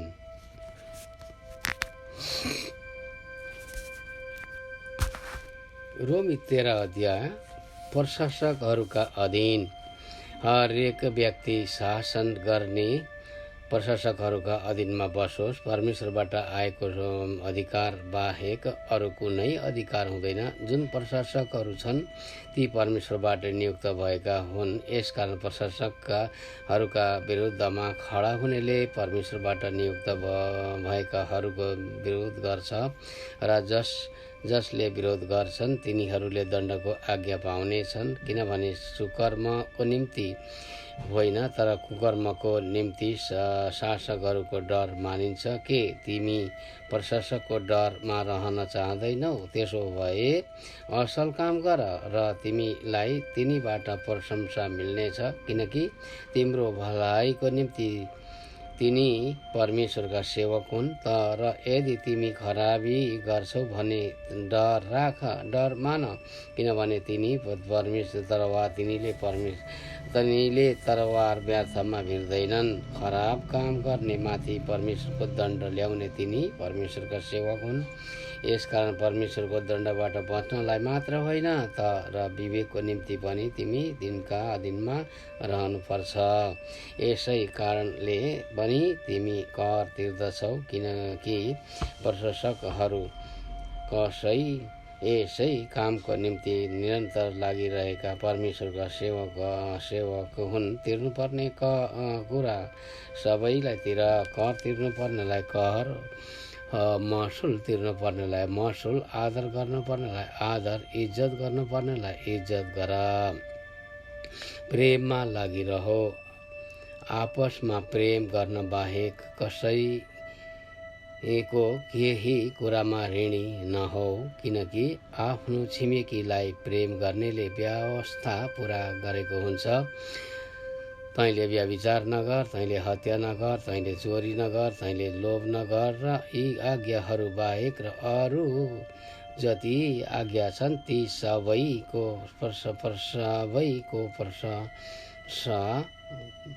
यसै आज्ञामा पाइन्छ, अर्थात् तैँले आफ्नो छिमेकीलाई आफूलाई जस्तै प्रेम गर। प्रेमले छिमेकीको खराबी गर्दैन। यसकारण प्रेम गर्नु नै व्यवस्था पुरा गर्नु हो। यसबाहेक यो वर्तमान समय कस्तो छ सो तिमीहरूलाई थाहा छ। अब निन्द्राबाट बिउजाने ठिक बेला आइपुगेको छ, किनकि हामीले पहिले विश्वास गरेको भन्दा अहिले हाम्रो मुक्ति अझ नजिक छ। रात बितिसक्यो र दिन नजिकै आइपुगेको छ। यसकारण अन्धकारका काम छोडेर हामी ज्योतिका हात हतियार धारण गरौँ। जिउँदो जस्तै गरी हामी ठिकसँग चलौँ। मोज मजामा, पिकटपनमा, व्यभिचारमा, भ्रष्टाचारमा, झगडामा र डाहमा होइन, तर प्रभु येशू ख्रीष्टलाई धारण गर र पापमय स्वभावको अभिलाषा पूरा गर्ने कुरामा ध्यान नदेऊ। आमेन। रोमी 14 अध्याय। दुर्बल र बलवान। विश्वासमा कमजोर हुने मानिसलाई ग्रहण गर, तर उसको मत सम्बन्धी कुरामा वाद विवाद गर्नलाई होइन। कसैले सबै थोक खाना हुन्छ भनी विश्वास गर्छ, तर विश्वासमा कमजोर हुनेले चाहिँ साग सब्जी मात्र खान्छ। खानेले नखाने मानिसलाई तुच्छ नठानोस् र नखानेले खानेलाई दोष नलगाओस्, किनभने परमेश्वरले त्यसलाई ग्रहण गर्नुभएको छ।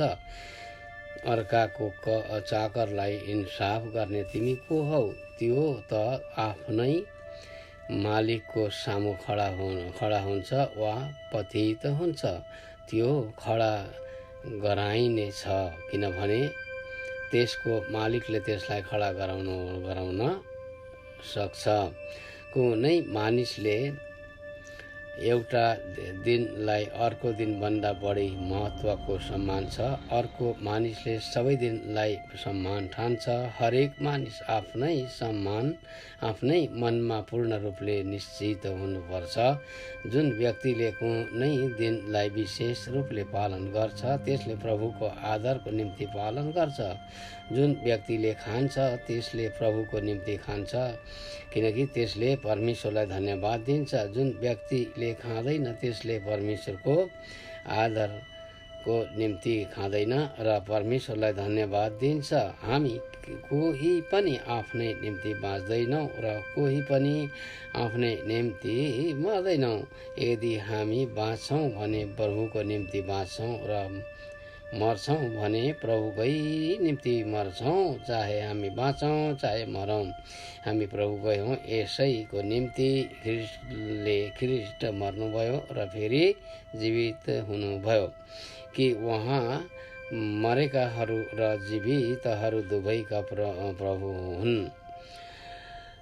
तिमी किन आफ्नो भाइको इन्साफ गर्छौ, अथवा तिमी आफ्नो भाइलाई किन तुच्छ ठान्छौ? किनभने हामी सबै परमेश्वरका न्याय आसनको सामने खडा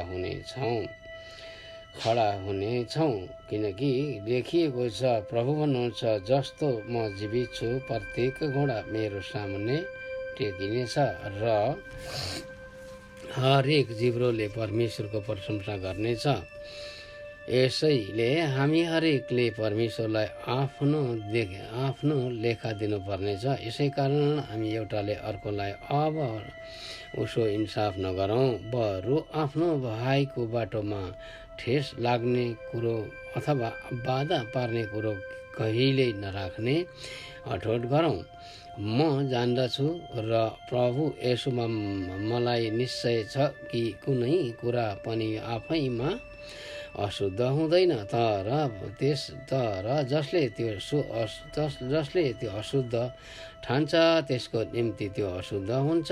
यदि तिमीले जे खान्छौ त्यस कुराले तिम्रो भाइलाई चोट पार्छ भने तिमी प्रेममा चलेको हुँदैनौ। जुन भाइको निम्ति ख्रीष्ट मर्नुभयो, तिमीले खाएको कुराबाट उसको नाश नहोस्।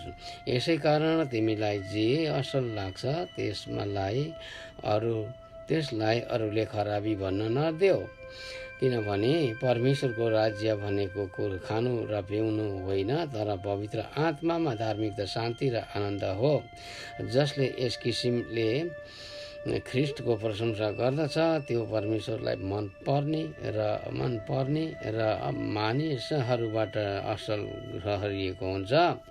यसैले हामी ती कुराहरूको अनुसरण गरौँ जसले शान्ति ल्याउँछ, ती एउटाले अर्कोको आत्मिक उन्नति गराउँछ। खाने कुराको खातिर परमेश्वरको कामलाई नष्ट नगर। वास्तवमा सबै कुरा शुद्ध छन्, तर आफूले खाएको कुराले अरूलाई बाधा पार्न अनुचित हो। उचित यो हुन्छ कि मासु नखानु, मदपान नगर्नु तथा कुनै यस्तो काम नगर्नु जसद्वारा तिम्रो भाइलाई बाधा हुन्छ।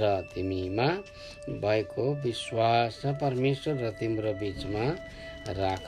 धन्यको हो त्यो मानिस जसले आफूले उचित ठहराएका कुराको कारणले आफैमा दोषी ठहराउनु पर्दैन।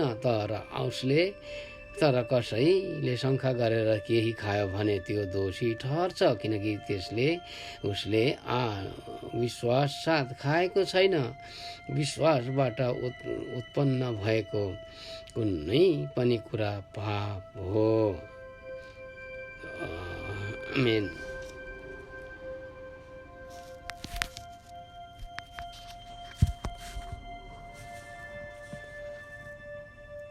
रोमी 15 विश्वासमा दरिला हुने हामीले आफैलाई मात्र खुसी पार्ने इच्छा नराखेर दुर्बल मानिसहरूका कमजोरीलाई सहनुपर्छ। हामी प्रत्येकले आफ्नो छिमेकीको आत्मिक सुधार होस् भनेर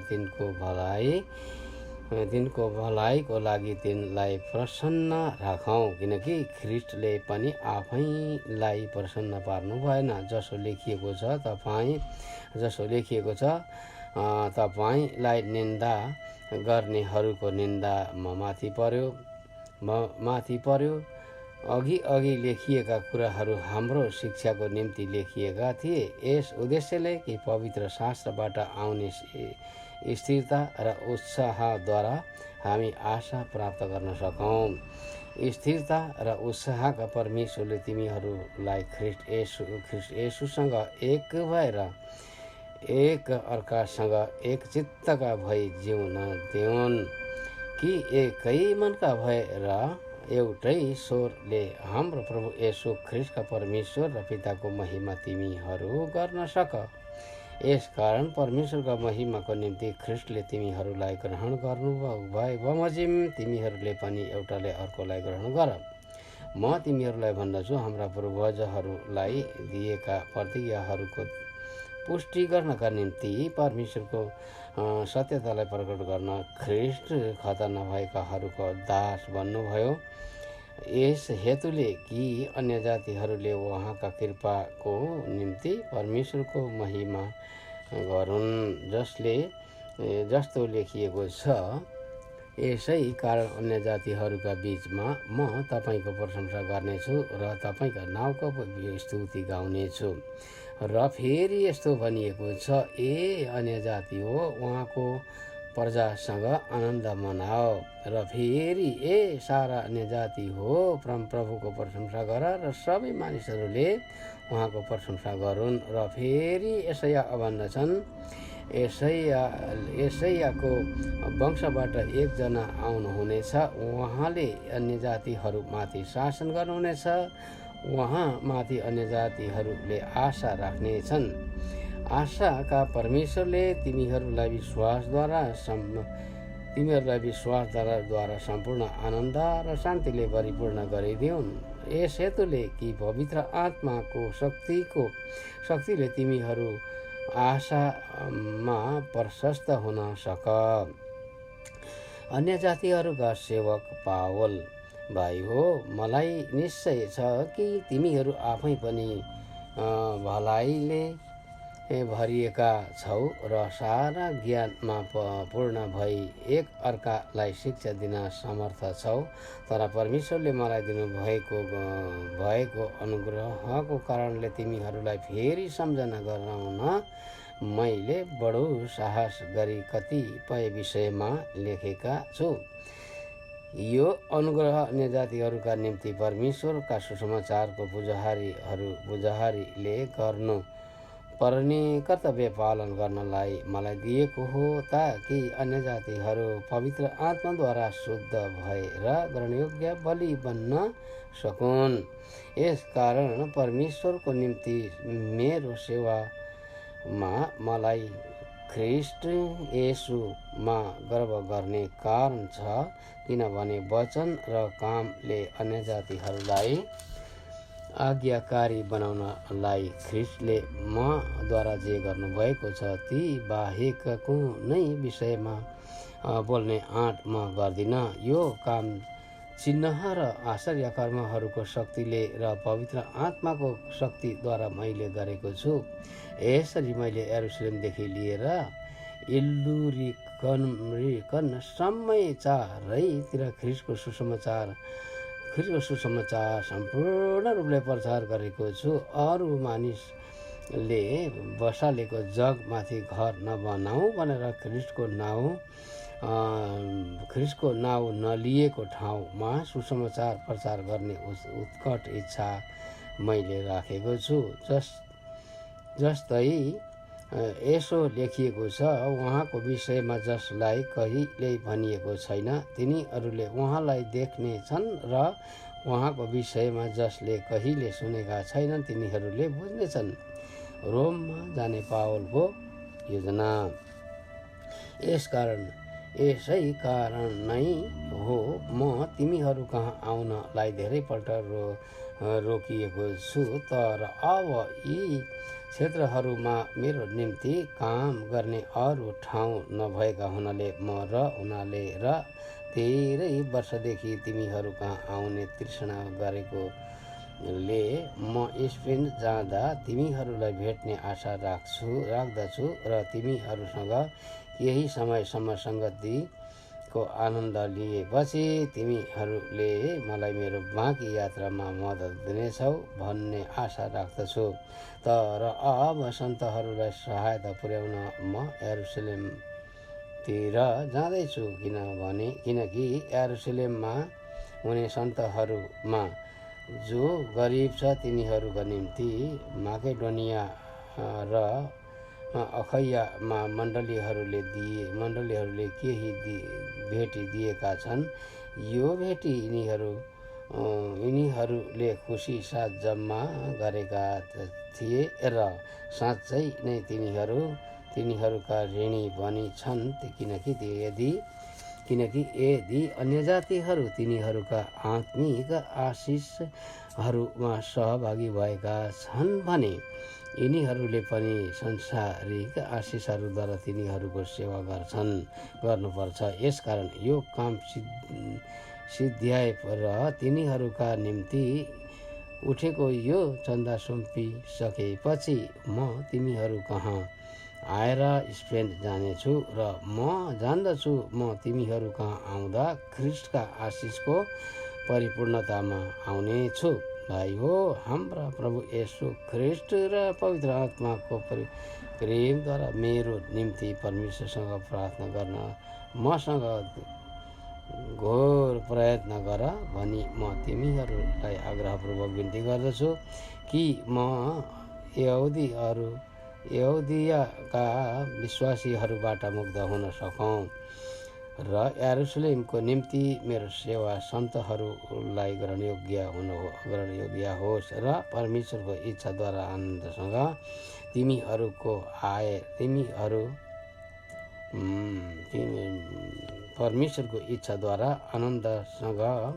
तिमीहरूसँग आएर तिनीहरूसँगको सङ्गतिद्वारा म फेरि ताजा हुन सकौँ। शान्तिका परमेश्वर तिमीहरू सबैसँग रहन्। आमेन।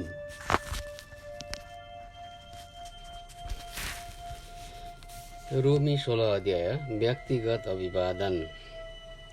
किंक्रियामा भएको मण्डलीकी धर्मसेविका हाम्री बहिनी फिबीको प्रशंसा तिमीहरूको समक्ष गर्दछु। म तिमीहरूलाई निवेदन गर्दछु कि सन्तहरूलाई सुहाउने किसिमले तिनलाई प्रभुमा ग्रहण गर र तिनीलाई चाहिएको कुनै पनि सहायता तिनलाई देऊ, किनकि तिनी आफैले धेरैको र मेरो पनि सहायता गरेकी छिन्। प्रिस्का र अकिलास ख्रिस्ट येशूमा मेरा सहकर्मीहरूलाई अभिवादन। तिनीहरूले मेरो निम्ति आफ्ना जीवन सङ्कटमा हाले। तिनीहरूलाई मैले मात्र होइन तर अन्य जातिहरूका मण्डलीहरू जम्मैले पनि धन्यवाद दिन्छन्। तिनीहरूको घरमा भएको मण्डलीलाई अभिवादन देऊ। मेरा प्रिय एपिनतसलाई जो ख्रिस्टको निम्ति एसियाको पहिलो विश्वासी हुन् अभिवादन देऊ। मरियमलाई जसले तिमीहरूका बीचमा घोर परिश्रम गरिन् तिनलाई अभिवादन देऊ। एन्ड्रोनिकस र युनियस मेरा आफन्तहरू र मेरा सङ्गी कैदीहरूलाई अभिवादन भनिदेऊ। तिनीहरू प्रेरितहरूमध्ये प्रख्यात छन् र म भन्दा अगाडि ख्रिस्टमा भएका थिए। एम्प्लिआतस प्रभुमा मेरो प्रियलाई अभिवादन भनिदेऊ। उर्वानस ख्रिस्टमा हाम्रा सहकर्मी र मेरा प्रिय मित्र स्ताखुसलाई अभिवादन भनिदेऊ। ख्रिस्टको योग्य ठहरिएका अपेल्लोसलाई अभिवादन भनिदेऊ। अरिस्तोबुलसको घरकाहरूलाई अभिवादन भनिदेऊ। मेरा आफन्त हेरोदियनलाई अभिवादन भनिदेऊ। प्रभुमा भएका नर्किससका घरानालाई अभिवादन भनिदेऊ। प्रभुमा परिश्रम गर्ने त्रुफेना र त्रोफोसालाई अभिवादन भनिदेऊ। प्रभुमा अत्यन्तै परिश्रम गर्ने प्रिय पर्सिसलाई अभिवादन भनिदेऊ। प्रभुमा चुनिएका रुफस र तिनकी आमा जो मेरी पनि आमा भएकी थिइन् तिनीहरूलाई अभिवादन भनिदेऊ। असिक्रितस, फ्लेगस, हर्मेस, पत्रोबास, हर्मास र तिनीहरूसँग भएका भाइहरूलाई अभिवादन भनिदेऊ। फिलोलोगस, युलिया, नेरियस र तिनकी बहिनी र ओलिम्पास र तिनीहरूसँग भएका सन्तहरूलाई अभिवादन भनिदेऊ। एउटाले अर्कोलाई पवित्र चुम्बनले अभिवादन गर। ख्रिस्टमा सबै मण्डलीहरूले तिमीहरूलाई अभिवादन पठाएका छन्।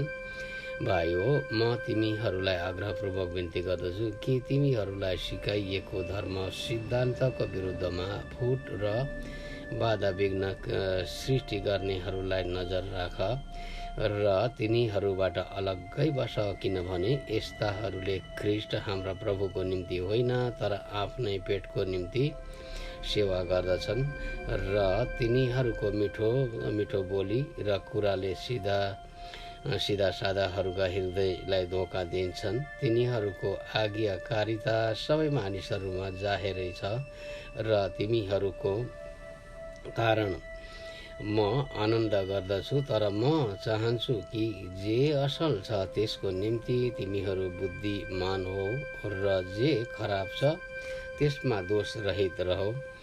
शान्तिका परमेश्वरले चाँडै नै शैतानलाई तिमीहरूका खुट्टा मुनि कुल्चनु हुनेछ।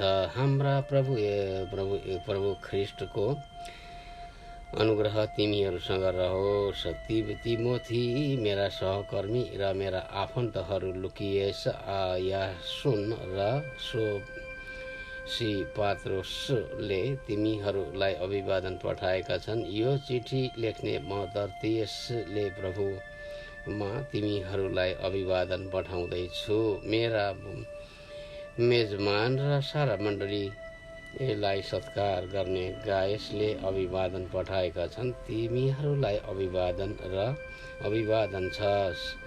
सहरका कोषाध्यक्ष इरास्तस र भाइ टर्टसले तिमीहरूलाई अभिवादन पठाएका छन्।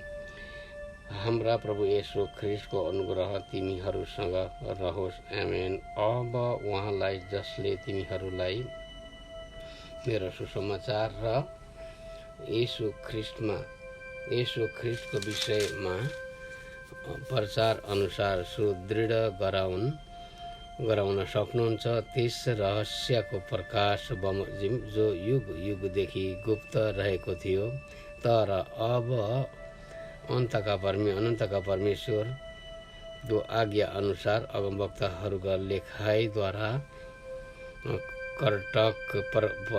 लेखाइद्वारा प्रकट गरिएको छ, जनाइएको छ। यस हेतुले कि सबै जातिहरूले विश्वास गरून् र आज्ञा पालन गरून्।